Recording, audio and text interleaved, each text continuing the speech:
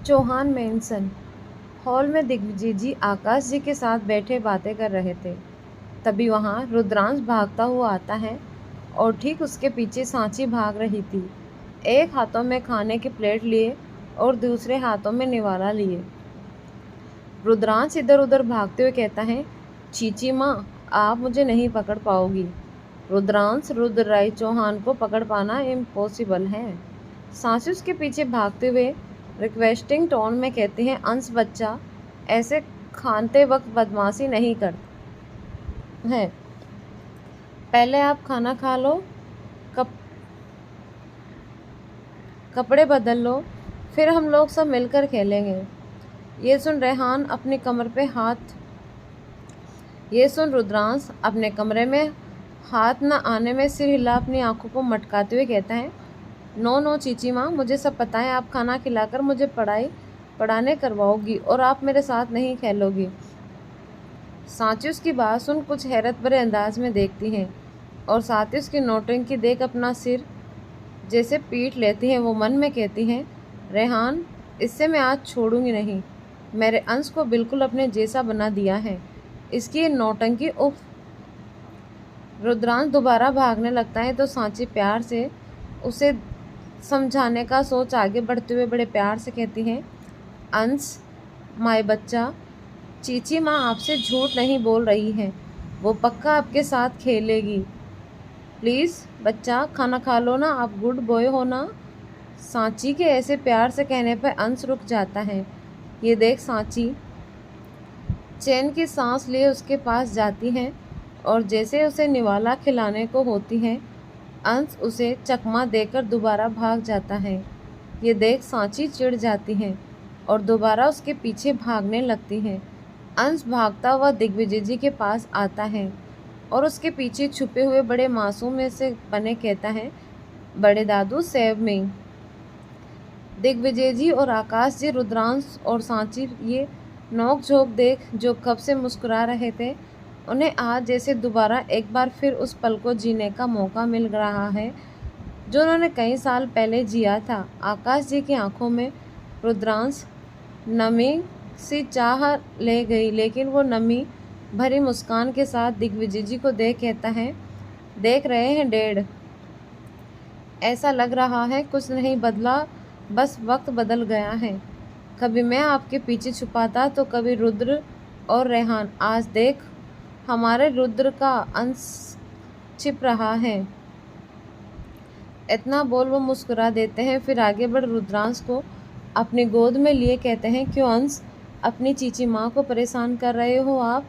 ये तो रोंग है ना। ये सुन रुद्रांश तपाक से अपने नन्हे नन्हे पलके झपकाकर कहता है, दादू, रुद्रांश की टीम में हो या चीची माँ में? रुद्रांश की बातें सुन आकाश जी की आंखें उचकते हुए हंसकर कहते हैं, ये भी पूछने की बात है, दादू और पोता तो हमसे एक ही टीम में रहते हैं। ये सुन रुद्रांश मुंह फुलाते हुए कहता है, अगर आप मेरी टीम में हो तो आप चीटिंग क्यों कर रहे हो? चीची माँ को सपोर्ट कर, आपको तो मुझे सपोर्ट कर मुझे सेव करना चाहिए हैं दादू। ये रोंग किया ना दादू, रोंग है। रुद्रांश की बातें सुन आकाश जी एक पल के लिए जैसे निशब्द हुए उसे देखने लगे। वहीं दिग्विजय जी हंसते हुए आकाश जी के चुटकी लिए अपना सिर हल्का नीचे कर शरारत भरी हंसी के साथ कहते हैं, हाँ आकाश, तुमने तो चीटिंग की, पोते की टीम में हुए बहू का साथ दिया, ये भाई सरासर रोंग है। इतना बोल वो रुद्रांश के गालों को छू प्यार से कहते हैं, भाई कुछ भी हो, रुद्रांश के बड़े दादू तो हमेशा अपने रुद्रांश की टीम में रहेंगे, है ना?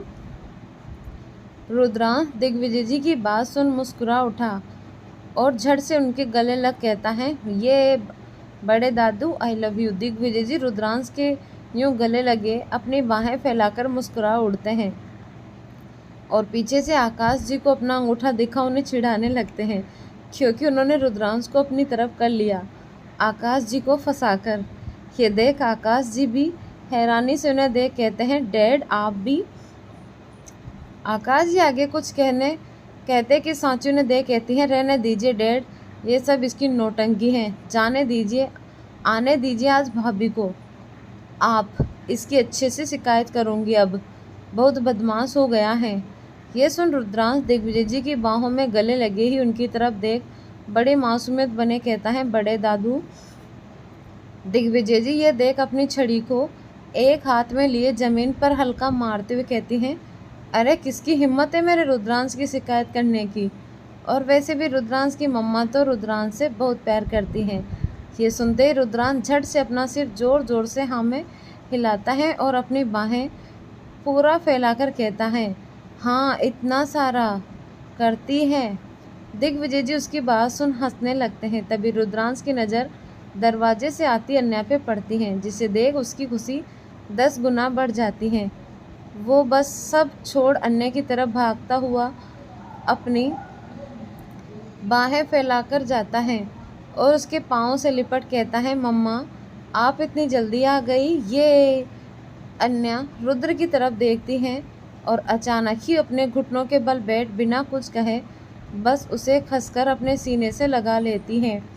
इस वक्त अन्या अपने जज्बात बयां नहीं कर पा रही थी। उसके दिल दिमाग में इस वक्त जो उथल पुथल मची थी वो उसे ना शांत कर पा रही थी, ना खुद को संभाल पा रही थी। उसकी आंखों में आंसू थे लेकिन होठों पर शिकायत नहीं थी। दिल में दर्द था लेकिन जुबान पे उसके एहसास नहीं थे। वो रोना चाहती थी लेकिन अब तो जैसे उसमें हिम्मत ही नहीं थी। वो अपने बेटे को बस अपने सीने से लगाकर खुद को संभाल रही थी, क्योंकि एक वही था उसका सहारा। रुद्रांश आज अपनी माँ का ऐसा बिहेव को समझ नहीं पाया। वो उनसे अलग हुए अपने नन्हे नन्हे हाथों को उसके गालों पर रख बड़े मासूमियत से पूछता है, मम्मा आप ठीक हो। अन्या अपने बच्चे की आंखों में खुद की फिक्र देख उसके हाथों को अपने हाथों में लिए उसे चूम कर कहती है, हाँ बच्चा मैं ठीक हूँ। इतना बोल वो उससे अपनी गोद में उठाकर कहती हैं, आपने अभी तक यूनिफॉर्म क्यों नहीं बदला। इतना बोलते हुए अन्या सबके बीच आती है तो रुद्रांश अपने हाथों में अपना चेहरा छुपा लेता है अन्या की डांट से बचने के लिए। वहीं अन्या को इस वक्त घर आया देख साथ ही उसके चेहरे का ये फीका रंग देख दिग्विजय जी परेशान स्वर में कहते हैं, अन्या बेटा आप इस वक्त घर पे सब ठीक है ना। अन्या दिग्विजय जी के सवाल पे उनकी तरफ देखती है तो सबकी निगाहों में खुद की परेशानी भाव खुद को संभाल बड़े मुश्किल से मुस्कुराकर कहती हैं, हाँ दादाजी सब ठीक है। वो बस आज मन बहुत थका हुआ लग रहा था, इसीलिए सोचा घर आ जाऊं। ये सुन आकाश जी कहते हैं, ये तो अच्छा किया बेटा, कभी कभी काम से छुट्टी लेना भी ज़रूरी है। चलो तुम अपने कमरे में जाकर आराम करो, तुम्हारे लिए चाय आज मैं खुद बनाकर लाता हूँ। अन्या उनकी बात सुन नाम में सिर हिलाकर उन्हें रोकने की कोशिश करती है कि आकाश जी अपनी उंगली दिखाकर नाम में सिर हिलाकर कहते हैं, नहीं बेटा आज मैं आपके कहने पर नहीं रुकूंगा। फिर बड़े प्यार से उसके माथे पर हाथ फेर कहते हैं, वैसे कभी कभी ही तो मिलता है अपनी बेटी की फिक्र करना, तो कम से कम अपने डैड से ये हक तो मत छीनो। अन्या उनके ऐसा कहने पर कुछ नहीं कह पाती। आकाश जी उसे कमरे में जाकर आराम करने का बोल भेज देते हैं। अन्या रुद्रांश को सांची को देकर अपने कमरे की तरफ बढ़ जाती हैं, लेकिन सीढ़ियों पर चढ़ते हुए अचानक ही मुड़कर दर्द भरे स्वर में कहती हैं, दादाजी dad sorry, I am so sorry. मैं आप सबको कभी कुछ नहीं बता सकती, इतनी बड़ी बात मुझे अब तक खुद को भी एक ख्वाब सा लग रहा है। कैसे मैं उस ख्वाब से आप सबको जीने दूँ, क्योंकि अगर ये ख्वाब टूटा तो शायद आप सबका संभल पाना मुश्किल हो जाएगा, सॉरी। इतना बोल अन्या तेज़ कदमों से अपने कमरे की ओर बढ़ जाती हैं। वहीं सांची भी अंश को लिए वहाँ से चली जाती हैं, लेकिन वहीं आकाश जी खड़े खड़े किसी सोच में गुम होते हैं। दिग्विजय जी उनके पास आए, उनके कंधे पर हाथ रख गंभीर स्वर में कहते हैं, आकाश क्या हुआ, क्या सोच रहे हो तुम। आकाश जी दिग्विजय जी की तरफ देख अपने काफ़ी गंभीर विचारों में उलझे हुए कहते हैं, डैड आपने देखा अन्या की आंखों में कुछ था आज ऐसा जो उसे तकलीफ भी दे रहा था तो खुशी भी। कुछ था जो वो हम सबसे कहना चाहती थी लेकिन न जाने कहने में डर रही हो। पिछले 3 सालों में हमने सिर्फ उसकी आंखों में एक हिम्मत देखी, लेकिन आज कुछ था ऐसा जो हमारे समझ के परे था। क्या कोई परेशानी है उसे? ये सुन दिग्विजय जी भी अपने विचारों में उलझे कहते हैं, क्या पता आकाश। अन्या ने अब तक अपनी किसी परेशानी को हम तक पहुंचने तक नहीं दिया तो आज कैसे पहुंचने देती। रुद्र के जाने के बाद तो बेचारी खुद को सब करने के अलावा कर ही क्या सकती थी। मुझसे तो कभी कभी उसकी हालत देखी नहीं जाती। हर वक्त जैसे उसकी परीक्षा लेने को तैयार रहता हो। दिग्विजय जी की बात सुन आकाश जी खामोश से हो गए। तभी दोनों की नज़र ऊपर जाते जियान पे जाती है। ये देख आकाश जी उसे बुलाते हुए कहते हैं, जियान इधर आना। जियान आकाश जी की बात सुन उनके सामने खड़ा हुए रिस्पेक्ट से अपना सिर झुका कर कहता है, यस सर। आकाश जी सीधा मुद्दे की बात लिए पूछते हैं, जियान आज क्या हुआ? कुछ हुआ है कंपनी में या फिर कहीं और? आकाश जी का सवाल सुन जियान 2 पल चुप हुए, बस उन्हें ताकते रह गया, क्योंकि आज जो हुआ, जो उसने देखा, अगर वो सारी बातें आकाश जी या दिग्विजय जी को पता चलेगी तो उनका रिएक्शन कैसा होगा।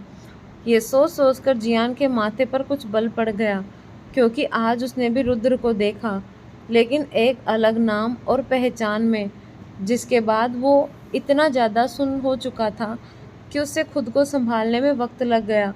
तो अन्य उसकी तो बात ही अलग है। उसका दिमाग खुद भी ब्लैक हो चुका था उस वक्त जब उसने रुद्र को देखा, लेकिन वो ये बात अभी किसी को बता नहीं सकता था, क्योंकि अन्या ने उससे मना किया था। क्यों, इसका जवाब अन्या ही बता सकती थी। जियान के बदले एक्सप्रेशन देख दिग्विजय जी और आकाश जी दोनों ही परेशान होते हुए दोबारा जियान से पूछते हैं, जिसके बाद जियान को सोचता हुआ खुद को संभाल कहता है, एक्चुअली सर, बॉस जिस प्रोजेक्ट के लिए आज गई थी वो हमें नहीं मिला, हमारे राइवल कंपनी को मिल गया। एंड बॉस ने इस प्रोजेक्ट के लिए बहुत मेहनत की थी, क्योंकि ये रुद्र सर के विश थी। लेकिन इतना बोलते हुए जियान खामोश हो गया। वहीं आकाश जी और दिग्विजय जी जियान की बात सुन गौर के कहते हैं, हम समझ सकते हैं अन्य के लिए रुद्र से जुड़ी हर चीज़ कितनी अहमियत रखती है, चाहे उसकी कंपनी हो, उसका परिवार हो, उसका आखिरी निशानी उसका बेटा हो या फिर कोई उसका सपना। वो किसी भी चीज़ में अपनी हार बर्दाश्त नहीं कर सकती। जियान उसकी बात बड़े गौर से सुन अपने मन में कहता है, और इस वक्त तो सवाल खुद बॉस का है, और मुझे पता है मैम इस वक्त बिल्कुल नहीं हार सकती, चाहे जो हो जाए। तभी जियान का फ़ोन बजता है, जिससे इनकर उसे चेक करता है, जहां जियान अन्य का ही मैसेज आया था, जिससे पढ़ जियान के चेहरे पर एक शांत से एक्सप्रेशन छा जाते हैं और वो वहां से निकल जाता है। वहीं बेदी मेंशन में राजवेंद्र बेदी अपने कमरे में खुशी से झूमते हुए अपनी पत्नी मालविका बेदी से कहते हैं, मालविका, आज मैं जीत गया। मेरे बरसों का सब्र आज रंग लाया, मैं जीत गया। मैंने चौहान अपने दुश्मनों को हरा दिया, मैं बहुत खुश हूँ। आज मेरी बेटी ने मेरा सपना पूरा कर लिया।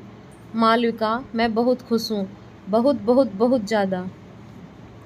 इतना बोलते हुए वो खुशी से अपनी पत्नी का हाथ पकड़ लेते हैं। ये देख मालविका जी भी अपने पति की खुशी में साथ दिए उनके हाथों पे अपना हाथ रख कहती हैं, आपको खुश देखकर मैं भी खुश हूँ, पर आराम से, डॉक्टर ने आपको भले ही डिस्चार्ज कर दिया है, लेकिन अभी आपके लिए इतना एक्साइटेडमेंट ठीक नहीं है, आप आराम करें। ये सुन राजवेंद्र बेदी मालविका जी का हाथ झटक बेड से उड़ते हुए अपने वाइन कलेक्शन से एक बोतल निकाल कहते हैं, आराम करने का वक्त नहीं है मालविका, ये तो हमारे सेलिब्रेशन का वक्त है। अभी तो बस शुरुआत है, आगे देखना तुम क्या क्या होगा, कैसे उस चौहान परिवार का नाम, उसकी पहचान, उनका रुतबा सब मेरे कदमों के नीचे मिट जाएगा।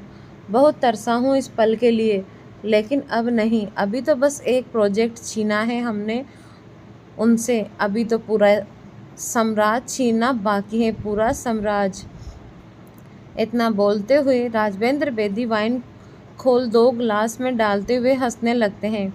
उनकी हंसी इस वक्त पूरे कमरे में गूंजने लगी थी। उनकी आंखों में नफरत की आग में जीत का परचम की खुशी थी और साथ ही जुनून था जो उस आग में और भी ज़्यादा हवा हो रहा था।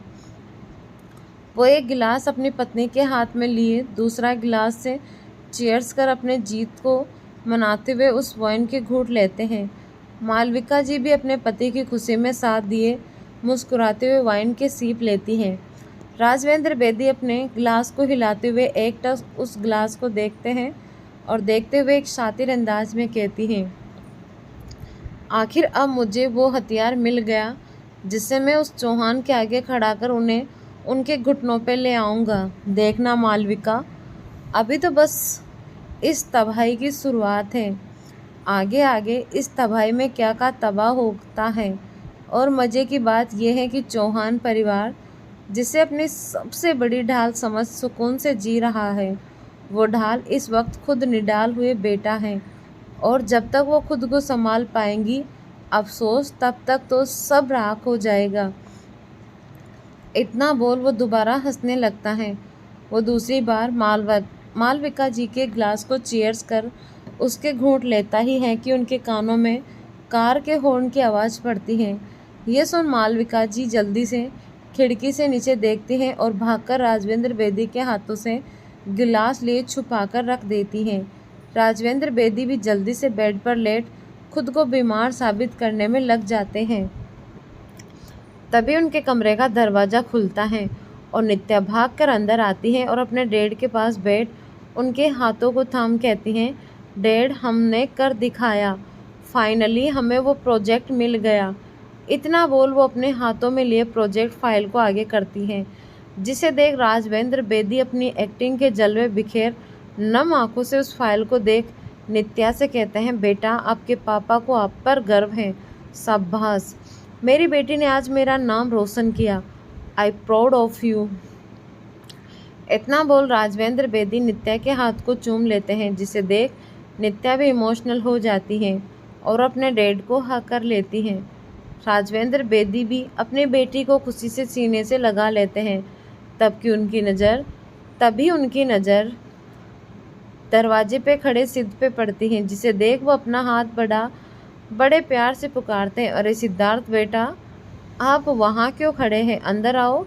सिद्धार्थ राजवेंद्र बेदी के बुलाने पे मुस्कुराते हुए अंदर आते हुए कहता है, कॉन्ग्रेचुलेसन अंकल, फाइनली आपका सपना पूरा हुआ, हमें वो प्रोजेक्ट मिल गया, अब आप रिलैक्स करें और अपना ख्याल रखें। ये सुन राजवेंद्र बेदी हंसते हुए कहते हैं, कॉन्ग्रेचुलेसन के हकदार मैं नहीं, तुम दोनों हो, क्योंकि सारी की सारी मेहनत तुम दोनों की है। तुम दोनों की वजह से हमारी कंपनी को वो प्रोजेक्ट मिल गया, इसीलिए कॉन्ग्रेचुलेसन तुम दोनों को। एंड थैंक यू सिद्धार्थ, तुमने मेरी बेटी का इतना साथ दिया। फिर अपना हाथ बढ़ाकर कहते हैं, बस मुझसे वादा करो कि तुम हमेशा मेरी बेटी के साथ यूं ही दोगे, वादा करो। यह सुन सिद्ध एक नज़र नित्या को देखता है, जो बड़े प्यार भरी उम्मीद से देख रही थी। सिद्ध राजवेंद्र बेदी की तरफ देखता है, जो उसी के जवाब का इंतज़ार कर रहे थे। ये देख सिद्ध अपने हाथ राजवेंद्र बेदी के हाथों में दिए कहता है, वादा करता हूँ अंकल, मैं यूं ही साथ दूंगा, हमेशा आप लोगों के साथ खड़ा रहूँगा। ये सुनते ही राजवेंद्र बेदी की आंखों में एक सातिर सी चमक आ गई। वो अपने मुस्कान बनाए कहते हैं, अच्छा बेटा, अब आप दोनों रेस्ट करो, हम लोग अपनी जीत की खुशी आज कहीं बाहर डिनर कर मनाएंगे। ये सुन मालविका जी चिंता में उन्हें टोकते और होती हैं कि राजवेंद्र बेदी उन्हें रोक हंसते हुए कहते हैं, हाँ मालविका जी, पता है मैं घर का ही खाऊंगा, पर साथ देने तो चल ही सकता हूँ, अब ठीक है। मालविका जी उनकी बात पर मुस्कुराते हुए हाँ में सिर हिला देती है। ये देख बाकी सब भी मुस्कुरा देते हैं। सिद्ध जाने को होता है कि नित्या खड़े होते हुए कहती है, सिद्ध तुम चलो कमरे में, मैं तुम्हारे लिए कॉफ़ी बनाकर भिजवाती हूँ।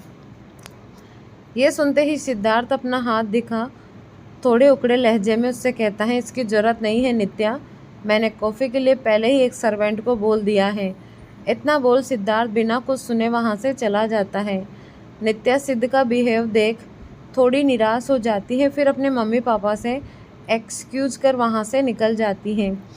वहीं मालविका जी अपनी बेटी की आंखों की में सिद्ध के हल्के से रूखे बिहेव में परेशानी भांपकर परेशान स्वर में राजवेंद्र बेदी से कहती हैं, देख रहे हैं आप नित्या को, अब मुझे डर लगता है कहीं आपके इस बदले की आड़ में हमारी बेटी की खुशियां न छिन जाए।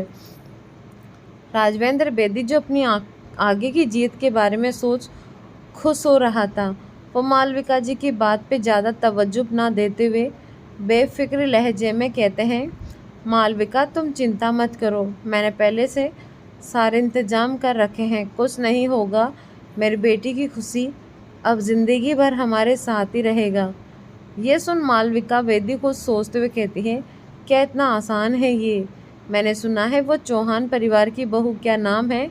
ये सोचते हुए अपने दिमाग पर जोर देती हैं तो मिस्टर बेदी अन्य की जिक्र भर से गुस्से में भरे हुए अपनी मुट्ठियाँ कसकर अपने दांत पीस उसका नाम लेते हुए कहते हैं, अन्या रुद्र राय चौहान। मिस्टर बेदी ये नाम अपने सपने में भी भूल नहीं सकते थे। उन्हें इस नाम से जितनी नफरत थी उतनी ही अन्य की पहचान से नफरत थी। वो भले ही पहले भी रुद्र से हारे थे, पर वो एक आदमी था, लेकिन एक औरत से बुरी तरह इन 3 सालों में बार बार हार कर उन्हें जैसे खुद से नफरत होने लगी थी। इसीलिए वो अन्य को कभी नहीं भूल सकते। उसका नाम लेते ही उनके शरीर में एक आग सी जलती थी और ये बात मालविका जी साफ नोटिस कर सकती थी। वो अपनी बात जारी रखते हुए कुछ हिम्मत से कहती हैं, हाँ अन्या राय चौहान, मैंने सुना है वो औरत हारने वालों में से नहीं है, और जब बात उसके पति की हो तब तो वो बिल्कुल हारना पसंद नहीं करती। और ये सवाल मालविका जी आगे कुछ कहती कि राजवेंद्र बेदी गुस्से में भर जाते हैं और उनके साइड पे पड़ा टेब लेप उठाकर ज़मीन पर फेंकते हुए गुस्से में मालविका जी को देख कहते हैं, मालविका भूलो मत, तुम्हारा पति राजवेंद्र बेदी ने कोई कच्ची गोली नहीं खेली है। वो भले ही कोई भी, लेकिन है तो एक औरत, और औरत भले ही शेरनी क्यों ना हो, लेकिन उसकी भी कमजोरी होती है। वो अब मेरी मुट्ठी में है, इसीलिए डरना बंद करो। वो कुछ नहीं कर पाएंगी, कुछ नहीं बिगाड़ पाएंगी, देख लेना तुम। न जाने क्यों ऐसा लग रहा था कि राजवेंद्र बेदी के अल्फाज तो उनके मालविका जी के लिए थे, लेकिन अंदर से वो उन अल्फाजों को अपने अंदर भी उतार रहे थे। वो खुद को जैसे अपने ही शब्दों पे यकीन दिला रहे थे। वहीं दूसरी तरफ सिद्ध का कमरा, सिद्धार्थ जैसे ही कमरे की फ्रेश होकर आता है तो सामने नित्या उसके लिए कॉफ़ी लिए आती हुई होती है। ये देख सिद्धार्थ उसे इग्नोर करते हुए कहता है, तुम यहाँ क्या कर रही हो? कॉफ़ी तो मैंने सर्वेंट को कहा था। ये सुन नित्या अपनी मुस्कान के साथ उसे के पास आती है और बड़े प्यार से कॉफ़ी का मग उसकी तरफ बढ़ाते हुए कहती हैं, सिद्ध I am sorry, I know मैंने तुम्हें हर्ट किया, लेकिन सच्ची मेरा इरादा नहीं था। पर मुझे समझ नहीं आ रहा था, अगर मैंने एक आधा झूठ कह भी दिया तो क्या वो इतनी बड़ी बात हो गई? सिद्धार्थ उसकी बातें सुनकर भी काफ़ी बेरुखी से उसकी तरफ पलट कर कहता है, लेकिन जो हो झूठ झूठ ही होता है। तुम्हें क्या ज़रूरत थी वहाँ सबके बीच इस बात की अनाउंसमेंट करने की कि मैं तुम्हारा पति, जबकि ये बात तुम भी जानती हो ऐसा कुछ नहीं है। ये सुनते ही नित्या उसका हाथ पकड़ बड़े प्यार से कहती हैं, अभी ऐसा नहीं है सिद्ध, लेकिन फ्यूचर उसका क्या, तुम तो मेरी फीलिंग जानते हो ना। तो फिर? ये सुनते ही सिद्धार्थ अपना हाथ वापस खींच उसे अपनी बात क्लियर करते हुए कहता है, देखो नित्या, ये बात तुम भी जानती हो, मेरी फीलिंग तुम्हारे लिए नथिंग है सिवाय एक दोस्त के, और जब तक मैं खुद को नहीं समझ जाता तो मैं क्या समझ पाऊँगा? इसलिए बेहतर होगा तुम कम से कम मुझसे समझो। सिद्धार्थ अपनी बात कहते ही खुद को काफ़ी फ्रस्ट्रेट महसूस कर रहा था, इसीलिए वो अपना सिर पकड़ बेड पर बैठ जाता है। ये देख नित्या चिंता से कहती हैं, सिद्ध तुम ठीक हो? तुम्हारी तबीयत ठीक है? हम डॉक्टर के पास चलें क्या? रुको, मैं तुम्हें तुम्हारी मेडिसिन देती हूँ। इतना बोल नित्या जल्दी से सिद्ध को उसकी मेडिसिन और पानी देती है, जिससे सिद्ध कुछ रिलैक्स महसूस करता है। नित्या उसे रेस्ट करने के लिए बेड पर छोड़ वहाँ से चली जाती है। नित्या के जाने के बाद सिद्ध अपनी आंखें खोलता है। उसके जहन में उसकी आंखों में सिर्फ अन्य का चेहरा, उसकी आंखों की झलक ही छाई हुई थी। मन में हजारों सवाल थे, पर दिल में अन्य को महसूस कर सुकून था। अजीब से एहसासों के कसमकस था, जिसकी परतों से शायद अभी सिद्धार्थ अनजान था या कुछ और। लेकिन जिन धड़कनों की धुन वो यहाँ चला आया था, आज शायद उसे वो धुन मिल ही चुकी थी। अब उसे दोनों तरफ बेचैनी थी, लेकिन एक बेचैनी के एहसास अनजान थे तो दूसरा उस एहसास को खुद में संभाले बेचैन। शाम का वक्त, नित्या ने सिद्ध को आखिरकार मना ही लिया था और वो दोनों अपने प्रोजेक्ट की जीत की खुशी में आज बाहर डिनर करने आए थे, जैसे राघवेंद्र जी ने कहा था। लेकिन वो खुद नहीं आ पाए क्योंकि उनकी थोड़ी तबीयत ठीक नहीं थी और मालविका जी उनका ख्याल रखने के लिए वहीं रुक गई उनके पास। सिद्ध और नित्या आए थे। ड्राइवर कार के बड़े से होटल के आगे रोकता है। नित्या और सिद्ध बाहर आते हैं। नित्या सिद्ध का बाहें पकड़ उसे अंदर ले जाते हुए एक्साइटमेंट में कहती है, सिद्ध तुम्हें पता है ये होटल इंडिया नहीं बल्कि इंटरनेशनली टॉप होटल है। इसका फूड यहाँ की स्पेलिटी है, क्योंकि यहाँ जो अनवर हैं उनका खुद का एक अलग ही टेस्ट है जो काफ़ी टेस्टी है। आज मैं तुम्हें अपनी सारी फेवरेट चीज़ टेस्ट करवाऊंगी, देखना तुम्हें काफ़ी पसंद आएगा। इतना बोल उसे अंदर ले जाती हैं। नित्या ने एक प्राइवेट रूम ऑलरेडी बुक करवा रखा था। वहां आने के बाद नित्या और सिद्ध एक दूसरे के सामने बैठे बातें करते हुए खाना ऑर्डर करते हैं। नित्या तो बस खाने और यहाँ की तारीफ़ों में लगी थी, लेकिन सिद्ध का ध्यान उस होटल के लोगों पे जा अटका था। उसने ना जाने क्यों वो लोग काफ़ी जाने पहचाने लग रहे थे। तभी खाने में देरी देख नित्या उसे वॉशरूम का एक्सक्यूज़ कर वहाँ से चली जाती है। सिद्ध का ध्यान अब भी उन लोगों पे ही था कि तभी उनके कमरे का दरवाज़ा खुलता है। सिद्ध को लगा नित्या वापस आ गई है।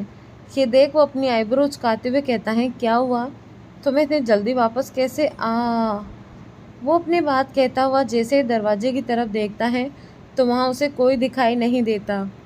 ये देख उसकी आंखें हल्की छोटी सी हो जाती हैं, क्योंकि उनसे किसी के आने की आहट तो बराबर ही सुनी थी, लेकिन इस वक्त उसे कोई उसके अलावा दिख नहीं रहा था। ये देख सिद्ध को थोड़ा अजीब लगता है। तभी उसे अपने पाँव के पास कुछ हल्का सा महसूस होता है। ये देख सिद्ध अपनी नज़र जैसे नीचे कर हल्का झुकता है तो सामने देख वो हैरान रह जाता है। सिद्ध अपनी नज़रें नीचे का टेबल के नीचे देखता है तो उसे टेबल के सेटल पिलर के पीछे एक छोटा सा अक्स दिखाई देता है, जिसे देख न जाने क्यों सिद्ध को काफ़ी क्यूरियोसिटी होती है। वो अपनी चेयर से उठ ज़मीन पर बैठ जाता है और अंदर की ओर झांकते हुए अपना सिर टेढ़ा कर देखने की कोशिश करता है उस अक्स को। तभी उस अक्स को भी सिद्ध का आवाज़ सा होता है। वो अपनी नन्ही नन्ही आँखों से धीरे से झांक सिद्ध की ओर देखता है। ये और कोई नहीं बल्कि रुद्रांश था। सिद्ध उन आँखों को देख जैसे एक पल देखता ही रह जाता है। वहीं रुद्रांश की आँखों एक चमक सी छा जाती है। वो धीरे धीरे जैसे खुद में बुदबुदाए कहता है, डैडी। वो अब पिलर से पूरा अपना चेहरा बाहर कर एकटक उसे देखने लगता है। वही सिद्ध को न जाने क्यों पर रुद्रांश को देख अंदर से खुशी सी होती है। वो उसे प्यार भरी नज़रों से ताकते हुए कहता है, हे लिटिल बॉय, आप कौन हो और यहाँ नीचे क्या कर रहे हो? रुद्रांश, जो सिद्ध को देख खुश हो रहा था, वो उसके मुंह से ऐसा सवाल सुन खुद के होठों पे एक क्यूट सा पाउट बना सोचते हुए कहता है, नहीं, ओह गॉड, डैडी ने तो मुझे पहचाना ही नहीं। फिर खुद के गालों को छूकर कहता है, क्या मैं क्यूट नहीं हूँ? रुद्रांश अपनी बातों में ही गुम था तो वहीं सिद्ध को रुद्रांश के चेहरे पर आते जाते एक्सप्रेशन काफ़ी ज़्यादा प्यारे लग रहे थे। उसके चेहरे पर एक बड़ी सी मुस्कान आ जाती है। तभी उस प्राइवेट रूम के दरवाजे पे नॉक होने की आवाज़ आती है। ये देख सिद्ध के साथ रुद्रांश की नज़रें भी उस ओर जाती हैं। सिद्ध दरवाजे की तरफ देख अंदर परमिशन देता है कि ये देख रुद्रांश फुर्ती से सिद्ध के पाँव के पास आए उसके पैंट को पकड़ कहता है, नो नो, मत बताना किसी को मैं यहाँ छुपा हूँ, वरना ये चीटिंग हो जाएगी। प्लीज़, मैं हार जाऊँगा। सिद्ध रुद्रांश की बातों का कुछ जवाब दे पाता कि एक होटल स्टाफ अंदर आता है और सिद्ध को झुका दे कहता है, sir sorry to disturb you, but क्या यहाँ कोई 3 साल का बच्चा आया है खेलते खेलते? ये सुन सिद्ध चोर निगाहों से टेबल के नीचे छुपे रुद्रांश को देखता है, जो उसे काफ़ी क्यूट क्यूट एक्सप्रेशन लिए नाम में सिर हिलाए बताने से मना कर रहा था। सिद्ध उसके मासूम चेहरे को देख, उस स्टाफ को देख कहता है, नहीं, यहाँ कोई बच्चा नहीं आया है। ये सुन वो होटल स्टाफ थोड़ा चिंता में आ जाता है। वो परेशानी भरे स्वर में कहता है, बट स्टाफ ने तो उसे इसी ओर देखा था आते हुए, गया कहाँ होगा वो? सिद्ध उस स्टाफ के नज़रों से डर और परेशानी साफ देख सकता था। ये देख उसका मन एक पल को होता है कि वो सच कह दे, पर उसकी नज़र वापस से रुद्रांश से जा मिलती है। ये देख वो चुप हो जाता है। वह स्टाफ सिद्ध को सॉरी बोल वहाँ से जल्दी से निकल जाता है, क्योंकि अब उसे जल्द से जल्द जो रुद्रांश को ढूंढना था। अगर वो 2 मिनट के अंदर उसे वो नहीं मिला तो ये उनके लिए नहीं बल्कि सबके लिए बड़ी मुसीबत की बात हो जाएगी। अबे किसी को छोड़ेगा नहीं। उस स्टाफ के जाते ही सिद्ध दोबारा अपने घुटनों के बल बैठ रुद्रांश की ओर देख कहता है, हमें आपने तो मुझसे झूठ बुलवा लिया और सबको परेशान भी कर दिया। अब क्या मैं इस छोटे शैतान का नाम जान सकता हूँ? कौन हो आप और यहाँ कैसे आए और क्या नाम है आपका? ये सुन रुद्रांश अपनी छोटी आंखें गोल गोल मटकाकर अपने सिर पर हाथ रख कहता है, ओहो, एक साथ इतने सारे सवाल, मैं तो कंफ्यूज हो गया। फिर अपनी एक उंगली निकाल क्वेश्चन 1 टाइम कहता है। 1। सिद्ध उसकी बोली बड़ी बातों को सुन हंसने लगता है। वो बड़े प्यार से उसके सिर को सहलाकर कहता है, अच्छा ठीक है, आप पहले ये बताओ आपका नाम क्या है? ये सुन रुद्रांश झट से बड़े स्टाइल में अपने छोटे से टी शर्ट को उचकाते हुए अपनी प्यारी सी आवाज़ में कहता है, रुद्रांश रुद्र राय चौहान। सिद्ध उसका नाम सुन एक बार जैसे एक पल को थम सा जाता है और खुद में ही रुद्रांश का नाम लिए दोहराता है, रुद्रांश रुद्र राय चौहान।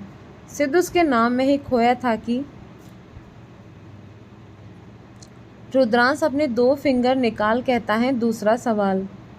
रुद्रांश के टोकने पे सिद्ध अपने होश में आता है और बड़े गौर से रुद्रांश की ओर देखता है और मन में दोबारा उसका नाम दोहराता हुआ मुस्कुराकर कहता है, आपसे तो ज़्यादा आपका नाम लंबा है।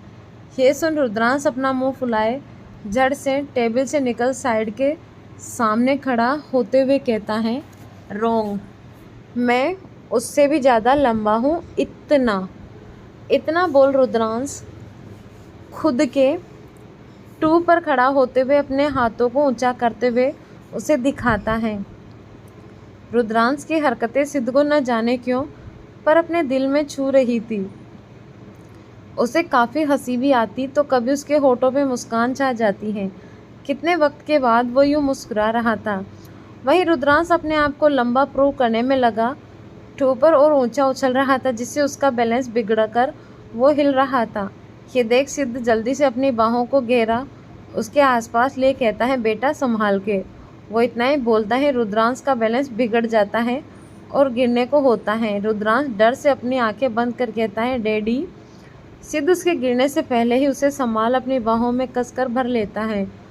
रुद्रांश को अपने सीने से लगाए सिद्ध को न जाने क्यों उसके दिल को बेहद सुकून सा आभास होता है। उसे ऐसा लगता है कि बरसों से खाली पड़ा उसका मन आज जैसे सुकून में भरकर जी चुका था। एक अलग सा एहसास उसके दिल में होने लगा था। रुद्रांश को देख जैसे दिल का हर धड़कन उससे रुद्रांश में खुद के होने का आभास दिया हो। सिद्ध इस सारे फीलिंग इमोशन को समझ पाने से अनजान था। आखिर क्यों वो एहसास वो यूं जी रहा है जिसे वो शब्दों में समझ पा रहा है। मन में अब हलचल थी, लेकिन वो हालचाल भी सुकून भरा था। वो अपनी पकड़ रुद्रांश पे हल्का टाइट कर खुद की भी आंखें बंद कर लेता है। रुद्रांश भी सिद्ध की बाहों में आकर खुद को महफूज महसूस करता है। उसका तो जैसे ये एक सपना था अपने डैडी के सीने से लगने का, वो काफ़ी ज़्यादा खुश था। दोनों कुछ पल यूं ही रहते हैं कि सिद्ध को बाहर से कुछ हलचल की आवाज़ आने लगती है। ये सुन जैसे वो खुद में होश में आता है और रुद्रांश को थोड़ा दूर करते हुए उसे चेक कर कहता है, जूनियर चौहान आप ठीक हो ना? आपको कहीं लगी तो नहीं, बताओ मुझे। रुद्रांश सिद्ध की बात सुन झट से नाव में सिर हिलाकर कहता है, नहीं डैडी। शब्द कहते कहते रुद्रांश रुक सा गया। उसके जहन में कुछ बातें आने लगी। वो उन बातों को सोचते हुए कहता है, नहीं अंकल मैं ठीक हूँ। रुद्रांश सिद्ध के कहने तो डैडी चाहता था, लेकिन उससे अपनी माँ को कुछ बातें याद आ गई। अन्या ने वक्त रहते अपने बेटे को समझा दिया था कि वो और उसके डैडी अभी कोई गेम खेल रहे हैं जिसके तहत हमें उन्हें नहीं पहचानना है। जब तक वो रुद्रांश के पास आए उसे ये नहीं कह देते कि वो ही उसके डैडी हैं। इसीलिए रुद्रांश ने सिद्ध को डैडी की जगह अंकल कहा। रुद्रांश के मुंह से अंकल शब्द सुन शायद सिद्ध के मन को वो सुकून नहीं मिला जो कुछ देर पहले शब्दों में लगा, लेकिन वो अपने दिल इस बात को ये सोच तसल्ली देता है कि वो शब्द का हकदार नहीं, वो उसका डैडी नहीं है। तभी बाहर की हलचल काफ़ी ज़्यादा बढ़ गई। ये सुन सिद्ध के साथ रुद्रांश का ध्यान भी उस ओर चला गया। रुद्रांश को देख धीरे से खुद से अपना सिर पर हाथ रख सोचता हुआ कहता है, ओहो लगता है खूल चाचू को मेरी शरारत की खबर लग गई। अब मुझे जल्दी भागना होगा, वरना आज मुझे बहुत डांट पड़ेगी। मम्मा को अगर पता चला तो मम्मा बहुत गुस्सा भी करेगी। ये सब सोच रुद्रांश जल्दी से सिद्ध की ओर देख अपना हाथ बाएं में हिलाकर कहता है, सब मुझे ढूंढ रहे होंगे, बाय बाय अंकल। इतना बोल रुद्रांश पलक झपकते ही वहाँ से भाग जाता है। सिद्ध तो बस ताकते ही रह जाता है। वो कुछ कह पाता उससे पहले ही रुद्रांश जाते जाते एक पलटकर उसे एक प्यारी सी स्माइल के साथ बाय करता है और वहाँ से निकल जाता है। सिद्ध तो बस देखते ही रह जाता है। उसका मन जैसे वापस से खाली सा हो गया। वो अपने मन में कहता है, पता नहीं क्यों पर यह बच्चा बिल्कुल अपना सा लगा था। उससे सीने से लगा, ऐसा क्यों लगा कि रिश्ता है हमारा बहुत गहरा सा। क्या मेरा वहम है बस? इतना बोलते हुए वो दोबारा उस सारे पलों को याद करता है वो उसने रुद्रांश को पहली बार देखने के साथ उसके गले लगाकर बिताए थे।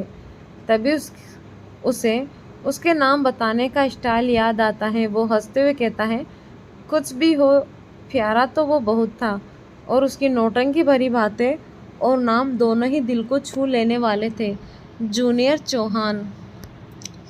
सिद्ध रुद्रांश के ख्यालों में गुमता तभी नित्या वापस कमरे में आती है और सिद्ध के चेहरे पर मनमोहक खुशी देख वो हैरत से कहती है, सिद्ध आर यू फाइन?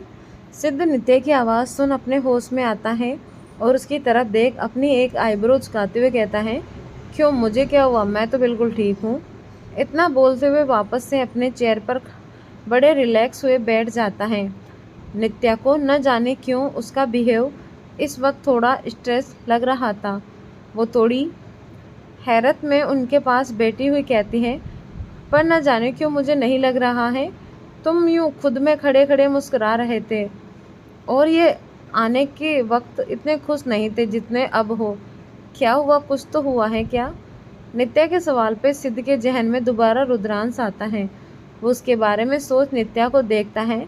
वो नित्या को रुद्रांश के बारे में नहीं बताना चाहता था क्योंकि वो जानता था कि नित्या के सवाल सिर्फ आसानी से ख़त्म नहीं होंगे। इसीलिए वो खुद को रिलैक्स हुए बात बदलते हुए कहता है, मेरी छोड़ो, तुम ये बताओ पहले तुम इतनी देर से कहाँ रह गई थी? तुम तो वॉशरूम गई थी ना? ये सुन नित्या एक लंबी और गहरी सांस लेते हुए कहती है, अरे मत पूछो, एक छोटा बच्चा कहीं खेलते खेलते खो गया था। उसके लिए पूरे फ्लोर पे गार्ड्स और होटल स्टाफ पैनिक में आए उसे ढूंढ रहे थे, जिसकी वजह से हमें हिलने से भी रोक दिया था। वो बच्चा शायद होटल के ओनर का बहुत खास है, इसीलिए पल भर में इतनी ज़्यादा सिक्योरिटी टाइट कर दी कि हम में से कुछ बोल ही नहीं सकता। बैकग्राउंड वो जल्दी मिल गया, थैंक गॉड वो जल्दी मिल गया, वरना आज तो मैं वॉशरूम में ही अटक जाती। नित्या अपनी फ्रस्ट्रेशन बताते हुए हंसने लगती हैं। वहीं सिद्ध नित्या की बात को बड़े गौर से सुन रहा था। उसे रुद्रांश के बारे में सुन कुछ क्यूरियोसिटी बढ़ने लगी। वो मन में कहता है, लगता है जूनियर चौहान शैतान के साथ साथ बहुत खास है किसी के लिए। तभी उसके दिमाग में कुछ स्ट्राइक करता है और वो दोबारा उस नाम को दोहराता है, जूनियर चौहान। चौहान, रुद्रांश, रुद्रराय चौहान। कुछ अनकहे कड़ियों में कुछ शब्दों को जोड़ सोचता हुआ कहता है, कहीं ये वो तो नहीं। सिद्ध अपने सोच में एक गुम था कि नित्या अपने फ़ोन में आए मैसेज को चेक कर सिद्ध से परेशान स्वर में कहती है, सिद्ध हमें जल्द से जल्द नेक्स्ट प्रोजेक्ट की तैयारी करनी होगी और उस प्रोजेक्ट की डेट रिशेड्यूल हो गया है। अब 1 हफ्ते के बाद नहीं बल्कि 2 दिन बाद है। ये बात जहाँ नित्या परेशान होती है कि तो वहीं सिद्ध के होठों पे ना दिखने वाली मुस्कान होती है जिसे उसे इसी बात का इंतज़ार हो। न जाने क्या था सिद्ध के मन में और क्या था उसके इंतज़ार का मतलब और क्यों जोड़ रहा है वो अनकही कड़ियाँ। और क्या होगा जब दोबारा सिद्ध और अन्य का आमना सामना होगा, जानेंगे हम अगले भाग में। धन्यवाद।